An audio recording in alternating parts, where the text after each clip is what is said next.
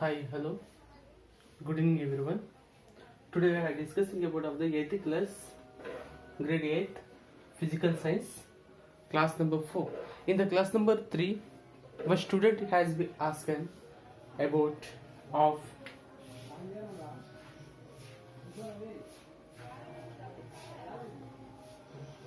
contact force. What is the contact force? She is asking. I don't understand. About her comment and giving the clarification for it.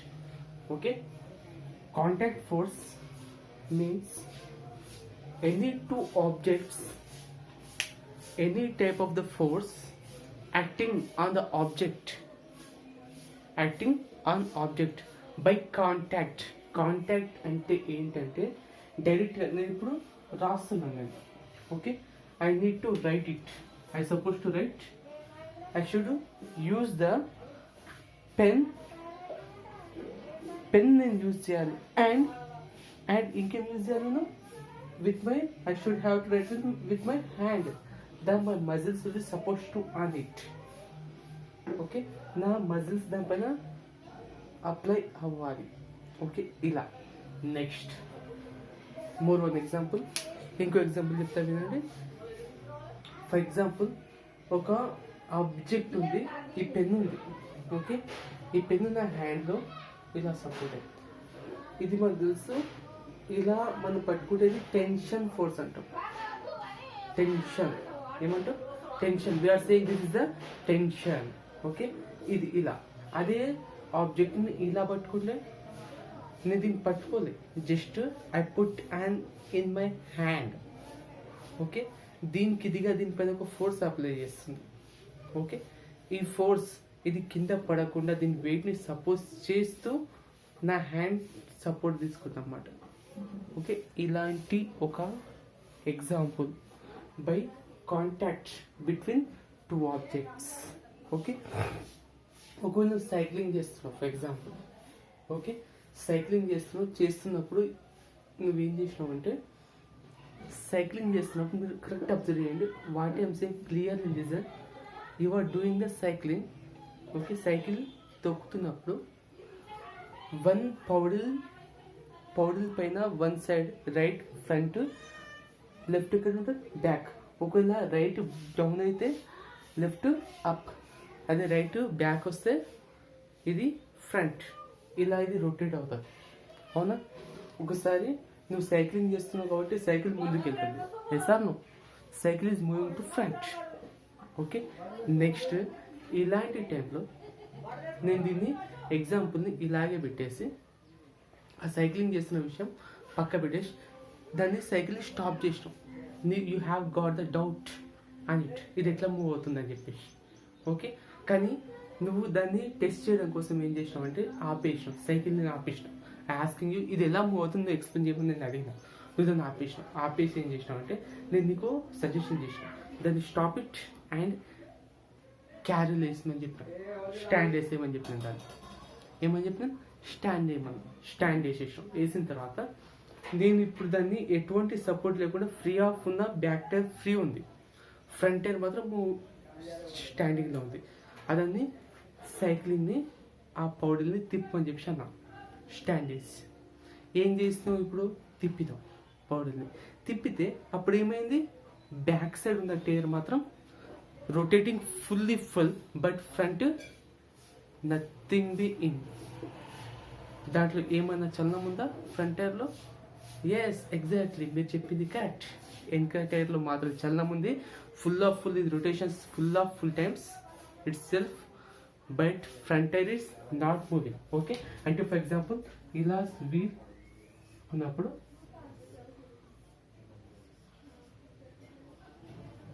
ఇది handle అనుకోండి. Okay, ఇలా ఉన్నప్పుడు ఇది నువ్వు powder చేస్తున్నప్పుడు ఇక్కడ నీకు ఇది మాత్రం రొటేషన్స్ తీసుకుంటుంది. Okay, rotates. ఇది స్టాండింగ్లో ఉందన్నమాట.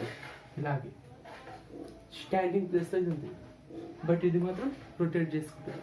It is rotates it self, but it is not be rotates. ఇక్కడ మాకు ఎప్పుడైతే నువ్వు దాన్ని దించేసావు వెంబట్నే, stand, remove the stand, what happens, ఈ సైకిల్ నీకు ఫ్రంట్ టైర్ ముందుకు వెళ్ళిపోవడం జరుగుతుంది. అర్థమైందా? అదే నువ్వు దాన్ని ఎక్కి మళ్ళీ సైక్లింగ్ చేస్తున్నప్పుడు ఏమవుతుంది, ఈ ఫ్రంట్ టైర్ ముందు వెళ్తుంది, ఇది బ్యాక్ వస్తుంది. అంటే దీని మీద నీకైనా ఫోర్స్ అప్లై చేసినావా? No force. The force acting by the object. Is clear? Okay, ఒక ఆబ్జెక్ట్ని ఒక మోషన్ తీసుకోవడం కోసం moment of the object is applying by the another object force. అర్థమైందా? ఆ ఫోర్స్ వేరే ఆబ్జెక్ట్ వల్ల దీనిపైన అప్లై అవ్వాలి. దీన్ని మనం కాంటాక్ట్ అని చెప్తాం. Is clear? ఓకే, ఒక ఆబ్జెక్ట్ పైన ఫోర్స్ ఇంకో ఆబ్జెక్ట్ వల్ల అప్లై అవ్వాలి. Okay, the force applying on the object on itself and another object by another object is called contact force. అర్థమైందా? అంటే మళ్ళీ ఒకసారి చూడండి. The force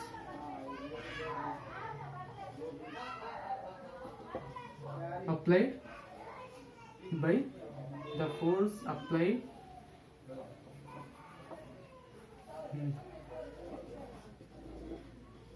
acting on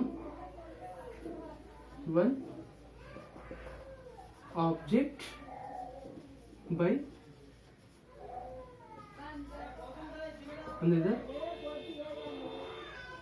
object is called contact force.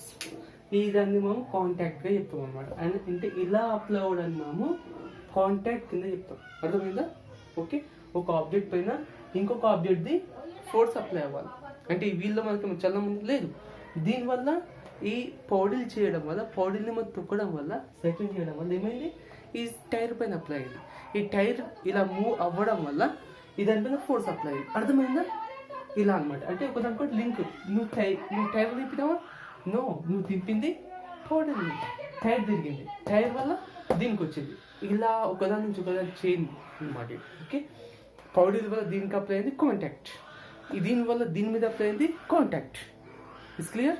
Final ఇది ఒక contact ఫోర్స్కి ఒక example అనమాట. Okay, నా దీంతో పాటు ఇంకో క్వశ్చన్ అడిగింది ఏంటంటే కాంటాక్ట్ ఫోర్స్ ఇది. Okay, it's clear? ఓకే, నీకు ఇప్పటికీ క్లారిఫై కాకపోతే యూ కెన్ కామెంట్. ఓకే, నా కాంటాక్ట్ ఫినిష్.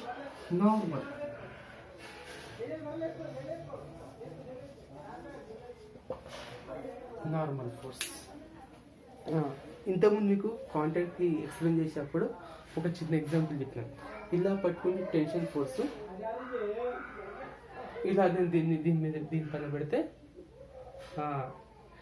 ఇలా పట్టిన దానికి డిఫరెన్షియల్ ఉంది. ఓకే, కొన్ని మన బుక్స్ కూడా పట్టుకునేటప్పుడు స్కూల్కి వచ్చేటప్పుడు కానీ ఏదైనా లగేజ్ బ్యాగ్స్ కానీ ఇలా పట్టుకుంటాం. ఇదంతా టెన్షన్లో వెళ్తారు. ఇలా మూస్తే టెన్షనల్ ఫోర్స్. Is clear? ఇలా పట్టుకుంటే ఒక బుక్ ఉంది, this book I catch like this. Okay, ఇది నాకు టెన్షన్ ఫోర్స్. ఓకే, ఇప్పుడు ఈ పెన్ ఇలా పట్టుకుని టెన్షన్ ఉంది కదా, ఇలా పట్టుకుంది, ఇలా ఈ సర్ఫేస్ని taken the support by the another surface. The force acting on the surface object is supposed to the another surface. The force acting on the object by supporting of another surface. అర్థమైందా? Surface. ఇది నాకు surface, ఇది plane surface కింద మనం చెప్తాం. Okay, ఇది curved surface కింద చెప్తాం. ఈ కర్వ్డ్ సర్ఫేస్ ఉన్న ఆబ్జెక్ట్ని ఇలా నేను సపోజ్ తీసుకొని పెట్టాను. దీనిపైన ప్లేన్ సర్ఫేస్ పైన ఇది ఏమైంది, కింద పడకుండా ఆగింది. That's it. దీన్ని మనం ఏమంటాం, రైట్. ఇది మనకు నార్మల్ ఫోర్స్. ఒకవేళ బుక్ ఎగ్జాంపుల్ చెప్తాను. పిల్లలు బుక్ పట్టుకున్నా, ఇంతకుముందుకు ఏం చెప్పినా, ఇలా పట్టుకుంటే నేను రైట్. ఇది tension force. This is the normal force. ఇది నార్మల్ ఫోర్స్. ఏమైంది, ఇది ప్లేన్ సర్ఫేస్, ఇది plane surface. I taken support on it. Okay, ఇది ఏమైంది, కింద పడ్డదా? No, it is not fell down. ఇది ఎలా ఉంటుంది, ఇలా. ఓకే, ఫర్ ఎగ్జాంపుల్ దీన్ని మీకు ఒక సర్ఫేస్ ఇక్కడ నేను తీసుకొని దీనిపైన ఏం చేసిన బుక్, ఓకే, ఒక మార్కర్ పెట్టాను, పెన్, ఓకే. ఇవన్నిటిని మనము ఒక సర్ఫేస్కి సిలిండర్. ఇది మాకు సర్ఫేసెస్. ఈ సర్ఫేసెస్ నుంచి ఈ ఆబ్జెక్ట్ వెయిట్, దీనిది కూడా వెయిట్, ఓకే. It's clear. ఈ రెండు వెయిట్స్ కిందికి వస్తున్నాయి. ఎస్ సార్, దీని బరువున కిందికి వెళ్తాం, ఓకే. దీని బరువున కిందికి వెళ్తుంది. బట్ నేను దీని సపోర్ట్ తీసుకొని ఒక ఫోర్స్ అప్లై చేస్తున్నా. ఆ ఫోర్స్ నాకు నార్మల్ ఫోర్స్కి చెప్తుంది అన్నమాట. దీన్ని పైకి లేపుతున్నాను, ఇలా దీన్ని పైకి లేపుతున్నా, అంటే కింద పడకుండా ఐ టేకింగ్ ద సపోర్ట్. ఈ సపోర్ట్ని నేను నార్మల్ ఫోర్స్ అని చెప్తున్నాను, okay. The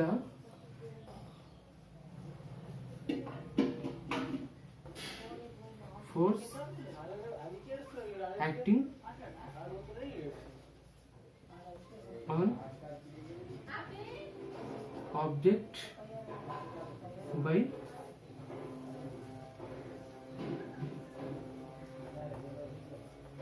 supports of the surface of an object, okay. ఒక ఆబ్జెక్ట్ పైన అప్లై అయ్యే ఫోర్స్ ఎలా ఉండాలి? Supports of the surface of the object. ఈ సర్ఫేస్ ఆఫ్ ద ఆబ్జెక్ట్ ఇది సపోర్ట్ తీసుకుంది. ఇది ఎలా ఉంటుంది మళ్ళీ? This is the perpendicular to the, this is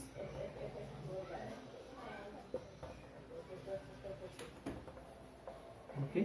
clearance రాస్తున్నాం.